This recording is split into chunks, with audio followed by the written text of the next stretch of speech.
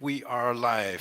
So, a hearty welcome on behalf of the NCC Luxembourg for Supercomputing, and welcome to our episode number 3, Unicorns in the Future Job Market and What Skills Are Needed for Supercomputing and How to Get Them. I'm really happy that we have gotten our partners over here. So we have Pascal from the university. He is the professor for computer science, and he will introduce the large course over here. And we have Alban, who is working for LuxProvide.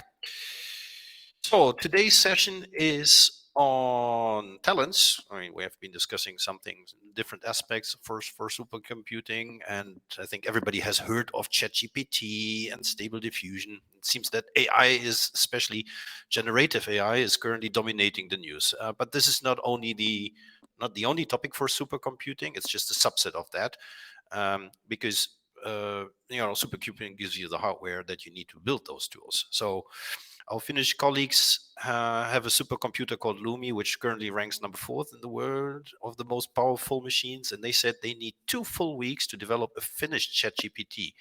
The question is, who will actually run that? So where do you need to find the talent for that? Does the industry need HPC specialists, and how to educate and to train them? So over here we have the NCC, the National Competence Center for Supercomputing. And that's basically also the 3 partners that we have here today with us. And the good news is that we not only have a plan in Luxembourg for training talents, but that there is also a brand new program. And I'm happy to have Pascal over here to present the EU Master for HPC. With that having said, I'd like to hand over to Pascal. Pascal, floor is yours. Thank you, Ralph, for the great introduction. So, as you mentioned, so we like to train people to be specialists in terms of supercomputing. But of course, the first thing is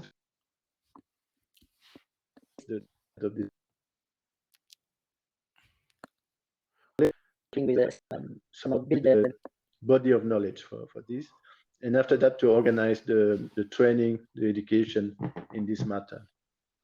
So we are benefiting from some funding from EuroHPC-JU to enable that, and the idea is to really not only think about bringing the academics on board, but bringing also the industry and the supercomputing centers. So we do need new generations of people being in the matter, and we like career opportunities, as you mentioned, with ChatGPT and so on. So we are working on very exciting and timely topics. I'm going also to show a bit the scope that we could cover, and basically it's hitting all kind of business nowadays. So from manufacturing to genomics to healthcare, technology for finance, fintech, media and entertainment industry, aerospace industry, healthcare, oil and gas industry. So basically our HPC specialists or masters will be able to play a key role in all these fundamental societal challenges and really improve the daily business. So we put together 8 top awarding universities: Sorbonne, Polytechnic of Barcelona, Polytechnic of Milan, USI, so it's from Switzerland, FO from so it's University of Erlangen in Germany, University of so they are the universities that are going to deliver the new diplomas. But we also have a much larger set of partners.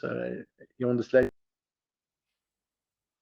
3 countries joining forces, and also so 29 additional universities in particular, but also 16 contributing partners from industry and 36 additional supporting partners. And in these contributing parties, we have also associations representing hundreds of participants. So what is in store for the students? So the students would get so this top knowledge in the field, but also will collect two European diplomas after the end of the master. We'll be able to do some mobility internship in companies. And then also, if all over these 2 years, so we're talking about 120 CTS and 2 years, way of already starting to be interacting with the industry and already more likely finding already a job employment before even the end of the studies. We'll provide them some scholarships. So we're talking about 5,000 euro per year. We'll provide them also the fact that they will not pay any kind of tuition fees, so we will cover that by the European grants. They will be able to participate to summer schools, workshops, and yeah, we really aim at academic excellence with the set of partners. So the first year, students will grasp some fundamentals, so it will be the let's say the core knowledge for this HPC, and after that can go for a specialization in the second year. So they will move from one university for the first year to a second university in second year, and the last semester, so it's including the let's say the writing of the master thesis, but also spending some time in industry or supercomputing centers for internship. So study program, as I mentioned, so it's first these fundamentals, so bringing knowledge in terms of mathematics and statistics, software engineering, so what is nowadays also used is DevOps, so being able to work on a full stack of the software, even from hardware to software. Knowledge on parallel programming, so how to better use these supercomputers and knowing how it's working. And then for the second year, we have the application domain experts, a numerical and data specialist for science domains, performance analyst and advisor, system development and support, system architect. So at the beginning of the first year, they will be introduced about the specialization, and then they can attend the specialization in the second university. We've been putting in place a lot of dual degree agreements to support this vision. I'm going just to go fast to show that there are ways to move from one university to another university depending on the specialization that the students would like to do. And so the key also is, as I mentioned already, to have a very strong link with industry and supercomputing centers. So the students will have the opportunity to have access to the top supercomputers in Europe. Just to mention also Meluxina in Luxembourg. And the students will be able also to really collaborate with the industry partners. One way to interact and have already some interaction with the industry would be through the summer school. So at the end of the first year, we organize a 2 weeks summer school, and the students will be able to attend some presentations, but discuss and work also on different topics with the industry and supercomputing centers. Then we have all along the studies also semester 1, 2, and 3, the development of some workshops. This will include some hackathons. This will include the fact of working on different challenges. This will include also the opportunity to participate to key events. So we got our students this year, for instance, being present at the EuroHPC Summit in Gothenburg. All this is really helping for increasing the student cohesion and connection. So we are not just separately having these 8 universities and so on. So the students from the 8 universities will also have opportunities to start working together across the different countries on these different workshops. So in terms of learning outcome, with different targets that are with this broad knowledge by the fundamentals, but after that we have also this specializations. So the students will be able to demonstrate a broad understanding of AI, high performance data analytics, scientific computing, computational numerical analysis, machine learning, and so on. So this one, for instance, is particularly relevant here in Luxembourg, where with the government strategy working on data economy and AI, and by this master and the specialization that we will put in place in the second year here, we really target this kind of specialization. Of course, to take advantage of the machine, you need also to demonstrate a broad understanding of the parallel programming, including the GPU and FPGA. You certainly heard that when we mentioned ChatGPT has been trained on NVIDIA chips, for instance, same kind of chip that we have here at Meluxina, and that the students will know how to basically use the best of them. So knowledge also about the application life cycle, also on the hardware part and so on. So students will be, as I mentioned, really like full stack developers, knowing from A to Z what is the meaning of getting the best of a supercomputer. And just to we focus now on this fundamentals and then the different specialization, so application domain expert, numerical data specialist, performance analyst and advisor, system development support, and system architect. So now, if maybe you're not a potential student anymore, but you are in contact with potential students, so how to apply and what to do? First, the intake is based on the fact that to have a bachelor degree in a related field. So the students need already to show that they have some knowledge, for instance, on programming, English proficiency. That's a must too. And then a commitment to follow really the full program, and have some very good knowledge already in some things that have been done at the bachelor level. So we have now something like 100 more than 100 grants to distribute. These grants are only for students who are coming from the European member states participating to this EuroHPC.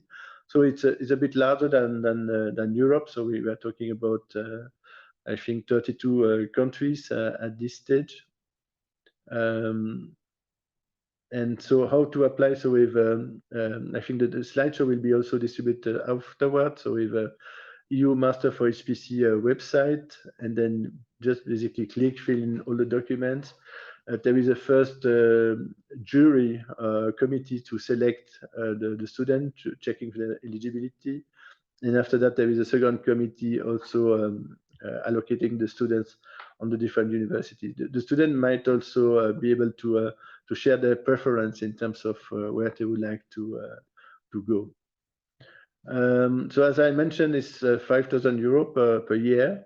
The tuition fees are waived. So for non-EU and non-Euro HPC member countries, people can still apply, and then we will check how to register them in just the dual degrees approach and so on. So they will not benefit from the European grant, but we'll do our best also to provide non-EU students a way to follow the program. So the industry and supercomputing centers are in need of these experts, and we are aiming on providing more and more experts. To be noted also, this is seen as some prototype for the what is coming next, and the idea would be to extend the initiative to other universities, and also to consider that the provided body of knowledge would become like the de facto standard for becoming HPC expert. So thank you so much for listening. So now I think that we are we could be back on the questions and answer.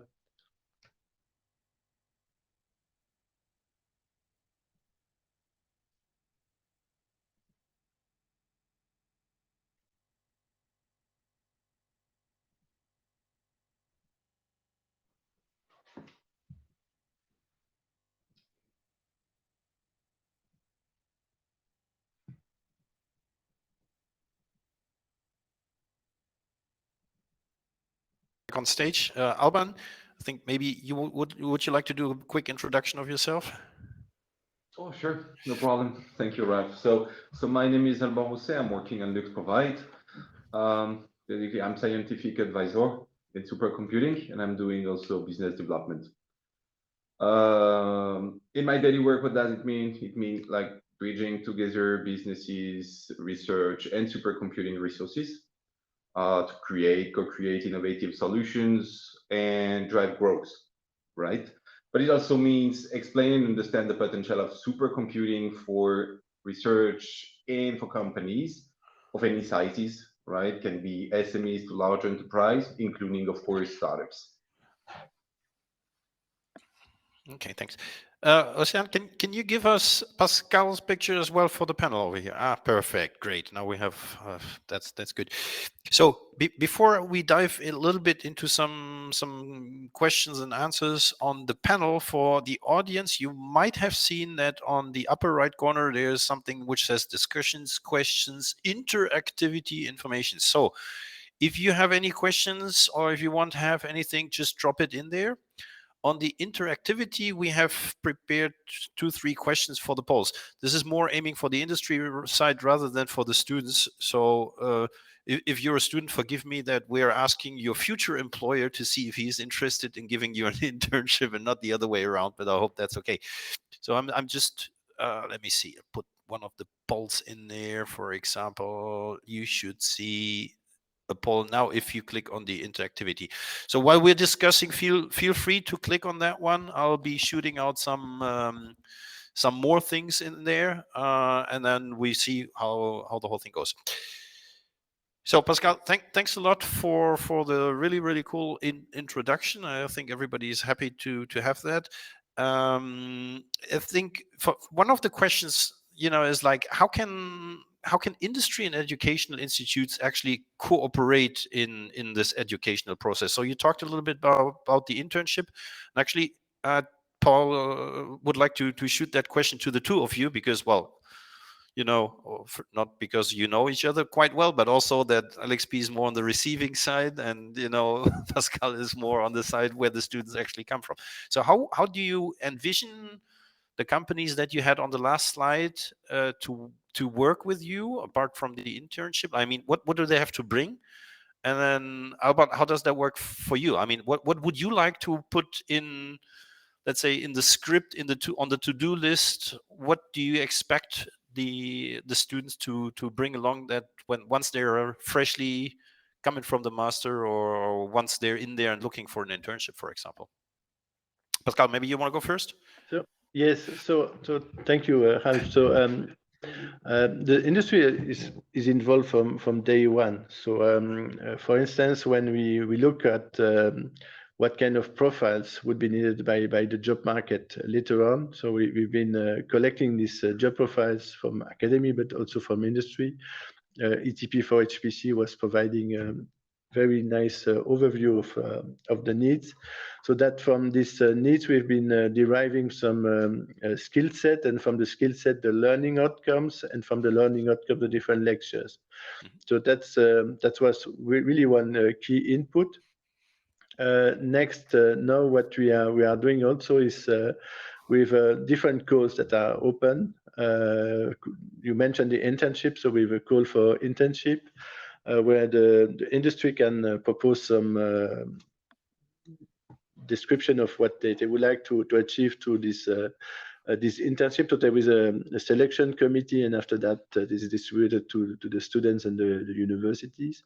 We have also a similar call for the summer schools, so where the, let's say, a consortium could be created to say would like to propose that. So to give the example now, the summer school will start mid of July in Grenoble, and with the industry actors, thinking about Atos, NVIDIA, and so on, working jointly with University of Grenoble and so on to propose the summer school.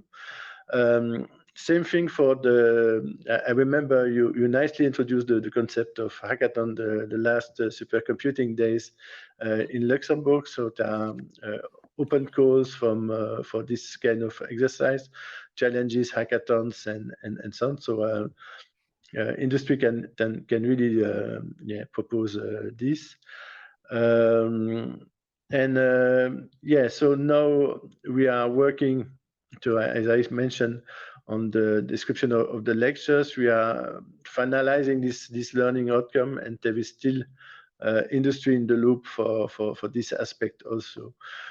One of the important things also is that we don't want the students to be ready for what are the needs of today. We'd like the students to be ready for the needs of tomorrow, because if the students enter in September, they will be gone for 2 years, and we need to foresee what is the job market in 2 years. So that needs to have a continuous synchronization, and also let's say a lot of flexibility in the way we work. So we describe the program in a very modular way, so that we can also adapt on the long run for the upcoming needs. So maybe I let Alban. Yeah, thank you. So I will talk more on the industry side. So what is hard right now is to have this kind of uncorrelated skills from students and the market, right? So this master is actually the key point. For example, that internship, mentorship are actually the key element to be aligned between the industries and the education. And one important things I would like to highlight is maybe industry can also give a push and share their own industry standard tool and technologies for their internal research and development. Then students can be much more ready to tackle the next challenges.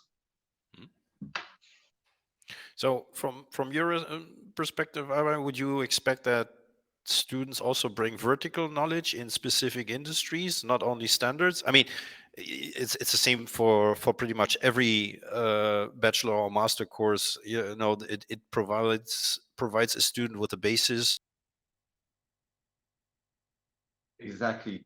I think it Or goes then a hired bit by a company that is, or maybe Yeah. there's something else, you don't bring the vertical know-how. To what extent do you expect that, or tool knowledge as well, huh? So Yeah, I would say, okay, not limited to theory, but also some practical knowledge, because there is always a gap between theory and to be ready to apply this theory to something concrete.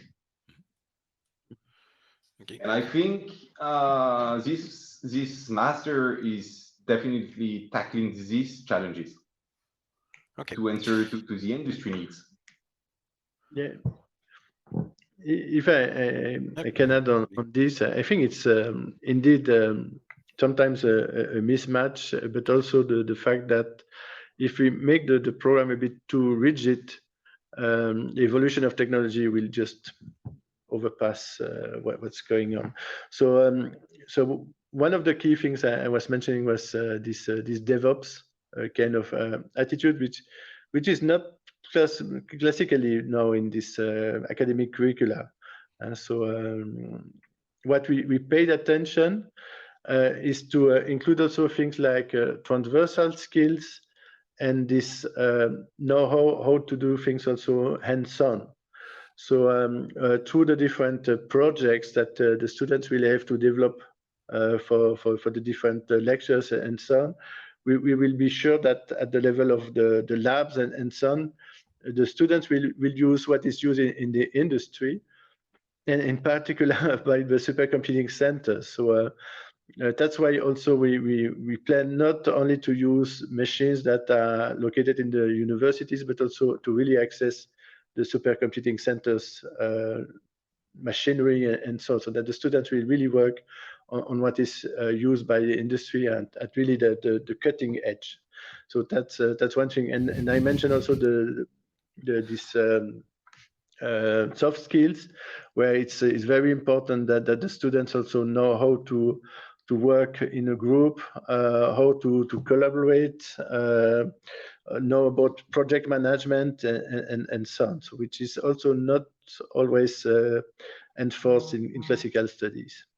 So the soft skills are then, like, I don't know, presentation skills and all of that, project managers. Is that part of the curriculum then as well? Yes, it's part of the curriculum, and we even go also for the fact that one day maybe you don't want to stay just as a R&D engineer, but you like to go for business development. You'd like to go for how to valorize the IP and so on. So we have some specific lectures to say how can you valorize, for instance, what you've been doing. So it's really going a bit broader than just, let's say, pure scientific approach. Okay. And from what we collected from the industry needs, it's really kind of highly demanded, in the sense that people say it's already very difficult to find top IT people, but it's impossible to find people from IT who have also some kind of opening for, let's say, more business, or let's say, or yes, even soft skills. So that's what we'd like also to bring in the program. Yeah. But Pascal just spoke also about cutting edge.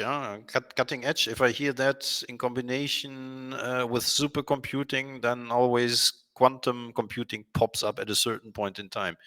Is that something you want to have in the modules over there? I mean, of course, the soft skills, business development, are very, very important. We all know that, it never hurts. But like, would you like to see, or do you say that's too far away? That's too researchy yet to put that in the curriculum? I would say for industry right now, that's okay. It's not fully adopted to use supercomputing.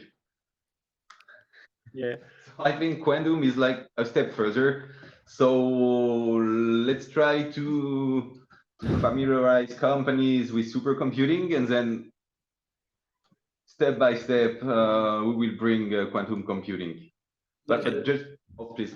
Just yeah, what Alban is saying is key. Is indeed for companies to know when to go for this quantum computing, or when quantum computing will be ready to be deployed. As I mentioned, we don't want to put on the market people who will not be ready to adapt.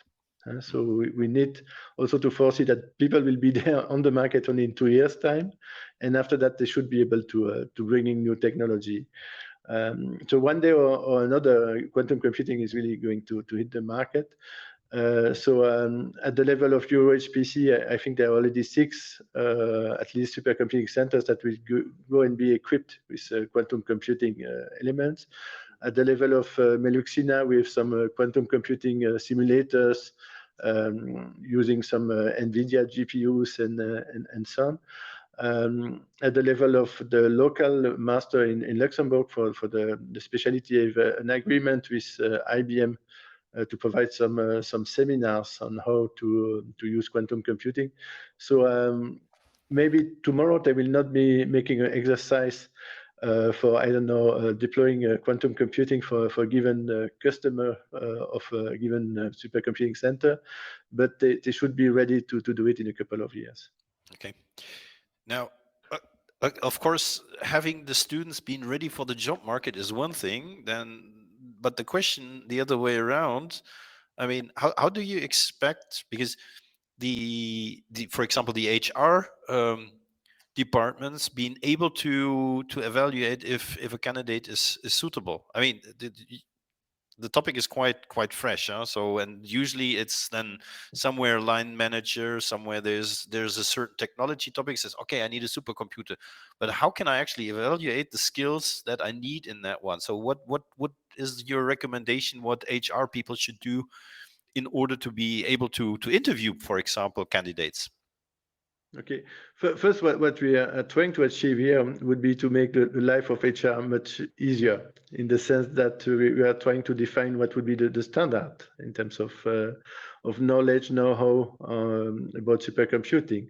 And we do hope that people getting out of our master will have some kind of stamp showing that there is a given quality level. We are working now with the partners and EuroHPC on thinking on how to make some kind of accreditation of these standards, and also later on, because I said it's a modular approach, how to turn these modules into lifelong learning modules and maybe adapt for some specific needs. But again, showing that if the students pass these modules, there is some kind of guarantee that they can do a certain amount of things. Mhm. And where do you see Luxembourg and or Europe compared to the rest of the world on that one? I mean, we see the topic is popping up everywhere, and everybody claims I have AI in my product, and then sooner or later we'll see I have AI in my production, and that means I have AI in my team, and that means or supercomputing. But to what degree? So a quality label for sure, I fully understand that one, but where are we actually compared to the rest? Are we behind, on par, ahead? So for me, there are two different aspects.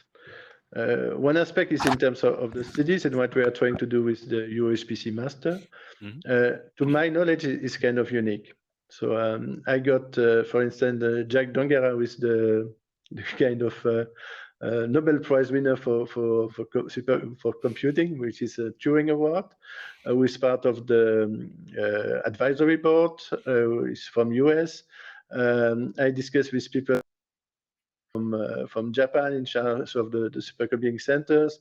We got people from Australia interested in sound. So we are, as I said, it's maybe a prototype, but it's the first one bringing so many actors and trying really to define the body of knowledge for supercomputing. Has been done in other fields, like in software engineering and so on, but for supercomputing, it's like a first. So we are really one step ahead. Now, for the rest, I think that we've been very lazy since the 80s until 2015, or not lazy, but not investing as much as the others for supercomputing. Now, with the arrival of this EuroHPC GU, an investment of starting like 1 billion, then adding 7, and maybe much more if we like to have our own fabs and so on, Europe is catching up. So we see now that we have 2 of the European supercomputers in the top 5 worldwide, which was like 0 before. So it's a big improvement, at least from EU. There was a Switzerland that was nicely positioned before, but EU was really lacking behind. Now we are catching up.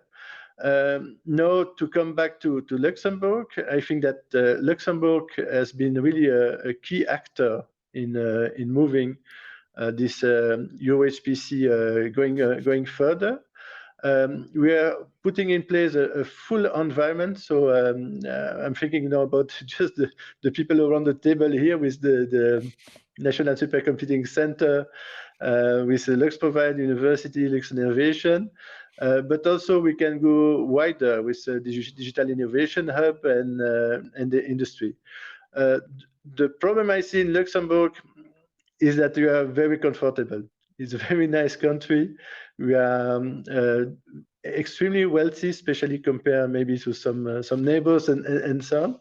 So now we need to keep this pace and make sure that we keep, extending the business, bringing new opportunities, going for digitalization and so on, and not just rest on what we've been doing before. And then the fact of bringing new generation, new champions in the companies, checking what are the opportunities. Yesterday I was attending meeting with Microsoft. They were looking about Bing and ChatGPT. What this can bring to the companies, what can bring supercomputing to the companies, will really help us also to keep being one of the first in Europe or worldwide. And Alban, knowing that you provide a full service stack with Meloxina, do you think that, let's say, the certification label is something you can mine on? And since you're also in Luxembourg, really close to the source over here, do you think that having a supercomputer at hand and the certified, or well, the masters, the freshly graduated masters from the program would Yeah, definitely, because to find skills are really hard right now. use as a sales argument? Says, hey, listen, guys, we have the infrastructure and we have 10 people with a master at hand, huh? Exactly. So I just would like to highlight, okay, supercomputing specialists really require this combination of technical skills, of course, but kind of domain knowledges, or at least awareness of domain knowledges, but also to have a lot of soft skill. Meaning they are not just good at solving problems or analytical thinking or parallel programming or performance tuning. Okay, all these hard skills that are needed for supercomputing specialists, but they need also skills like collaborations and communications to be efficient in terms of collaborations, be able to communicate and working well in multidisciplinary teams. Because of course they are bridging. To make it short, supercomputing specialists are not IT specialists. They will need at some point to discuss with domain specific or domain specialists. So they have to bridge, or at least to understand or to speak the same languages, to convert and port the problem to the supercomputing. So of course, that's a really big push for Luxembourg and also for Europe. I'll take that as a call for action to bachelors coming from a different field, that they should actually go for the master in supercomputing, because it's then bridging the vertical and the horizontal know-how over there. Okay, I think we have done a nice bouquet, nice potpourri of what we have to offer over here in terms of the education, in terms of the infrastructure that we have over here. I've also would like to invite the audience to, if you have any questions, just put them in the chat. I mean, this is the time. You have two experts over here that you can ask. So if you have any questions, just put them in the chat. Huh? Don't see any questions yet, but okay. Okay, so yeah, as I said, we have done, let's say, the nice introduction. We have seen a little bit how that fits, how the cooperation works. I've also seen that some people are interested in internships, so you can reach out. What I would like to say over here as well is we have in case you haven't seen it yet, supercomputing.lu, quite simple. That's the webpage of the NCC. So if you want to reach out to any of the parties, and I'm sure that you will find Pascal and Alban and myself on our LinkedIn as well. But there's one webpage, check it out. There are also the next webinars and the next classes are in there. And as always, we will have probably a call for project in October. So if you are interested in running a supercomputing project, if you have any idea what you could do with it, work on it. You got until October, because there will be a call for projects coming out then, pretty sure. And it also will also be on our website. So still no questions. Pascal, Alban, last famous words? Maybe one additional word, because I see that in the poll, some guys do not plan to hire HPC experts in the next years. I think that maybe some of you don't need HPC experts in the next year, because they would need them only for a couple of months and some. The good thing is that LuxProvide are some HPC experts, so you can just use HPC expert as a service. Exactly. Thanks for the catch. Definitely. So that's something we also propose. So maybe you don't need to hire them for a long period, but for a short or a spot need, definitely LuxProvide can answer and help you to also build for what we call early advisory, also strategy on data. If you have strategy on data to put in place, we can advise. Okay. And maybe a last word on this degree. I think it really bring a unique skill set for businesses. And businesses will be able to leverage to optimize let's say computational systems and processes thanks to this matter. Yeah, so we got one question coming up. So asking about tangible and real life examples for HPC in the industry. With the stuff that you have been doing on Meluxina, Alban, you want to take that one? Okay.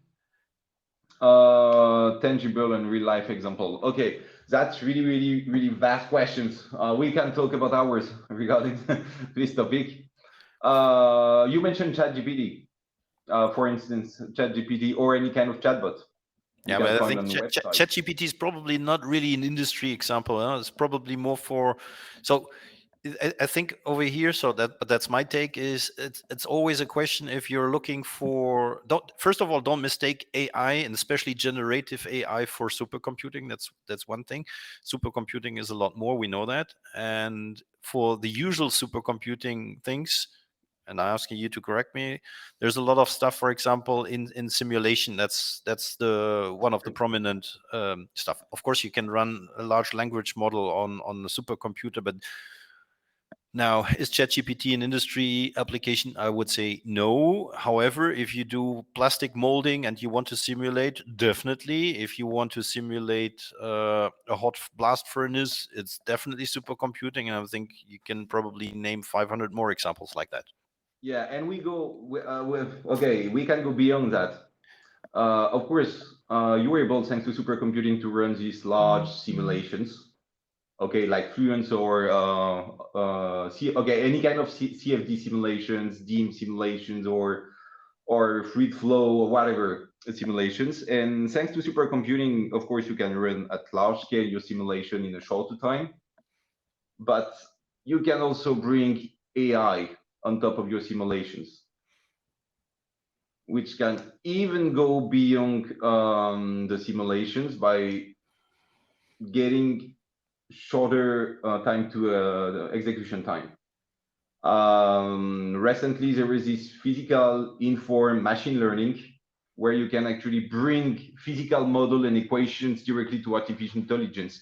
So the AI is also aware of the physical world and physical rules. So you don't need to run, okay, you need to do the training of these kind of algorithms, AI algorithms, but then you're able to run directly your simulations, for example, fluid flow simulations on your laptop thanks to AI. So of course, there is a lot of tangible and concrete example of purely numerical simulations that you can run at larger scale, but also bridging this AI and these numerical simulations together to have these innovative solutions that are AI-driven simulations. You were breaking up. I think one of the last nice examples, especially for industry and also about AI, I've seen that the NASA was experimenting with is it's basically usually if you design parts, you tell the engineer, okay, I want something here and connect it to something over here, and then they end up with a very square solution.